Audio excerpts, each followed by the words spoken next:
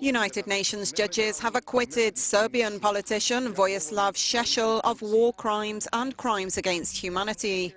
The Serbian nationalist was accused of stoking ethnic hatred during the wars in the 1990s, prompted by the breakup of the former Yugoslavia. He initially surrendered to the International Criminal Tribunal for the former Yugoslavia in The Hague in 2003, but always denied any wrongdoing. Seselj faced 3 counts of crimes against humanity and 6 of war crimes for inciting ethnic cleansing in Croatia, Bosnia and the Serbian province of Vojvodina. The 61-year-old was granted provisional release to go to Belgrade in 2014 after being diagnosed with terminal cancer. He involved himself in politics during the trial in defiance of court orders. His Serbian Radical Party is running in April's parliamentary election. Thousands of students have taken to the streets of France to protest planned labour reforms they say will deny them the job stability enjoyed by previous generations. But as marchers denounced pro-business moves to loosen protective French employment legislation, here in Paris and in other cities nationwide, things took a violent turn. Arrests and injuries have been reported in clashes on a day billed by the media as a make-or-break test of strength for socialist President François Hollande, plagued by low popularity.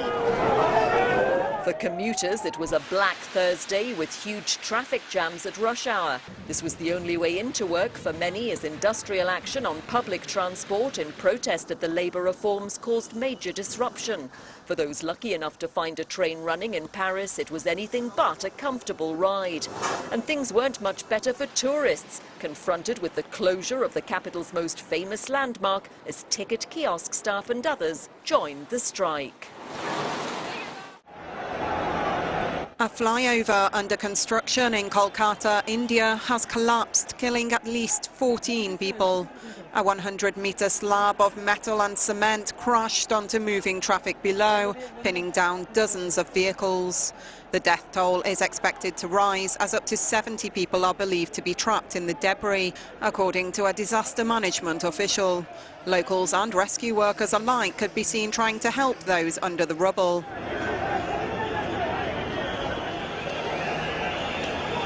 A senior police officer confirmed at least 15 critically injured people had been rescued. The bridge has missed several completion deadlines since construction began in 2009.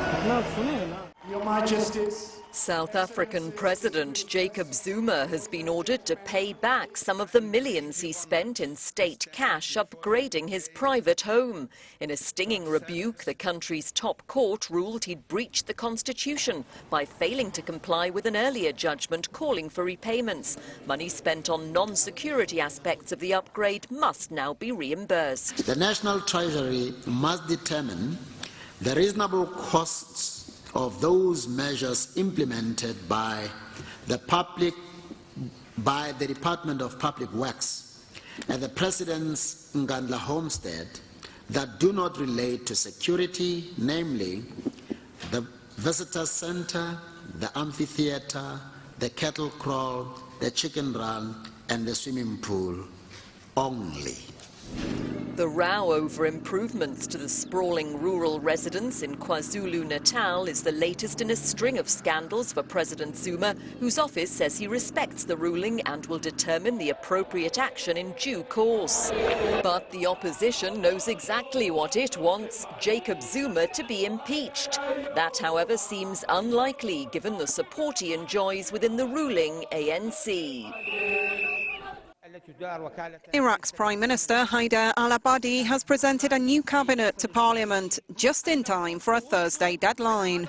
Parliament will vote on the proposal on Saturday, according to state television. Iraqi media report no major positions would change hands, although the cabinet would be reduced from 24 to 16 ministers. Supporters of Shiite cleric Muqtada al-Sadr have been calling for government reforms for more than a month and have been staging a sit-in outside the fortified green zone for over a week. Sadr entered the government district on Sunday. He's consistently pushed the Prime Minister to tackle corruption and form a technocratic government. However, al-Abadi has so far struggled to convince leaders from his political bloc to resign from their posts. The push to retake the city of Mosul with the Kurdish Peshmerga forces. Euronews correspondent Mohammed Sheikh Ibrahim is embedded with the elite troops. The company of soldiers have stopped at a military camp just 1.5 kilometers from the jihadist fighters, from where they prepare to engage them. This is known as Sultan Abdullah Barrack. It is close to Sultan Abdullah, which lies southeast of the city.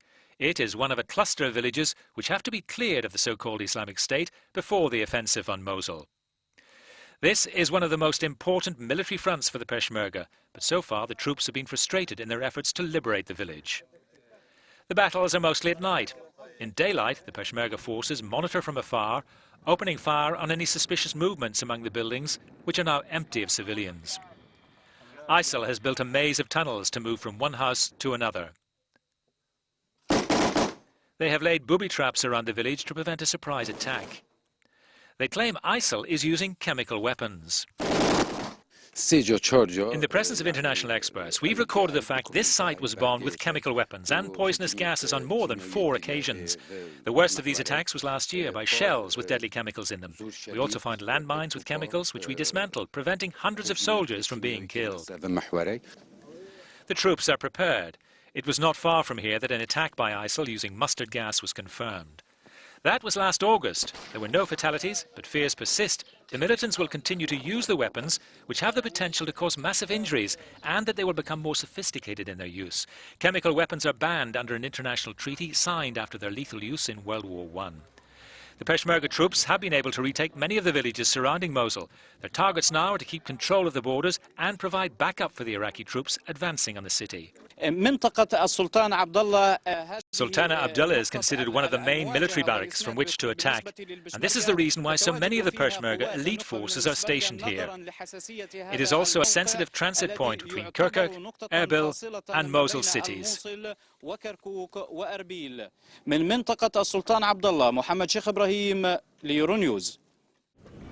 Members of Libya's UN-backed Presidential Council have arrived in Tripoli by boat after being forced to make the journey from Tunisia by sea. Security is tight. 7 officials landed at the Abu Sita naval base after a 12-hour journey from the Tunisian port of Sfax. With God's help and with everyone's support, we'll create a state with institutions and with laws, he says. With the help of all Libyans, we'll work for a ceasefire and an end to the bloodshed across the country. We'll coordinate our efforts to confront ISIL. The atmosphere in Tripoli is tense. Members of the Nawasi Brigade, which supports the council, clashed with opponents shortly after news of the arrival broke. A spokesman said 1 Nawasi member was killed and 3 were wounded.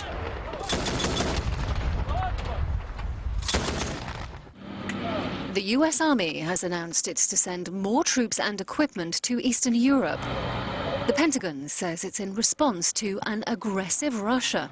Relations between Russia and Western powers have deteriorated since Moscow annexed the Crimean Peninsula from Ukraine in 2014.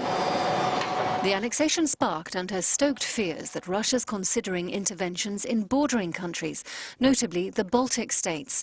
From next February, a 3rd brigade of 4,200 soldiers will rotate between states situated along the line of the Cold War Iron Curtain. In response, Moscow says NATO is using the crisis in Ukraine as an excuse to gain influence closer to Russian territory.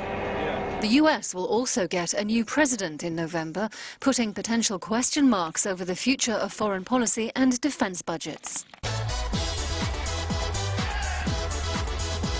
US Republican presidential front-runner Donald Trump is no stranger to controversy, and now he's sparked off a spat over abortion. The billionaire businessman said that women who end pregnancies should be punished if America bans the procedure. It's triggered a torrent of criticism from both sides of the debate, including on social media. His White House rivals among those reacting online. Since the comments were broadcast, Trump has rowed back his remarks. First by saying that the abortion issue should be handled by states, and then later by saying that doctors who perform them should be held responsible. Trump, a man liked and loathed, has won support from Republican voters for selling himself as a Washington outsider.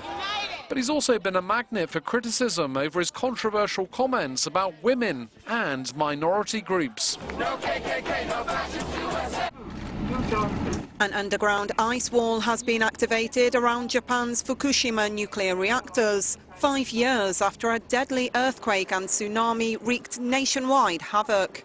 The aim of the barrier is to contain spills of radioactive water leaking into the Pacific Ocean.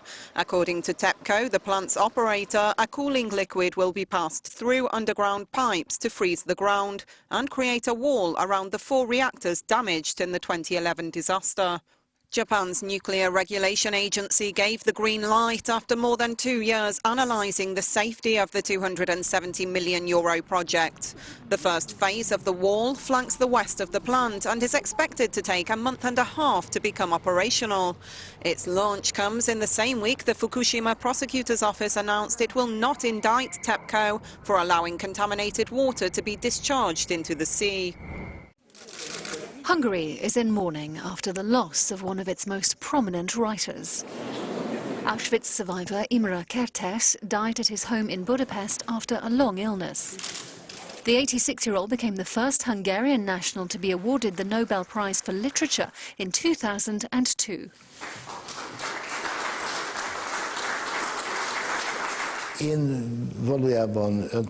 I'm a controversial writer, he said. It doesn't matter whether I get the Nobel Prize or a refusal letter from a book publisher. It doesn't matter, I would have written a novel anyway. The judges said his work portrayed the Nazi death camps as the ultimate truth about how low human beings can fall. Born in Budapest in 1929, Kertesz was interned in the camps at Auschwitz and Buchenwald.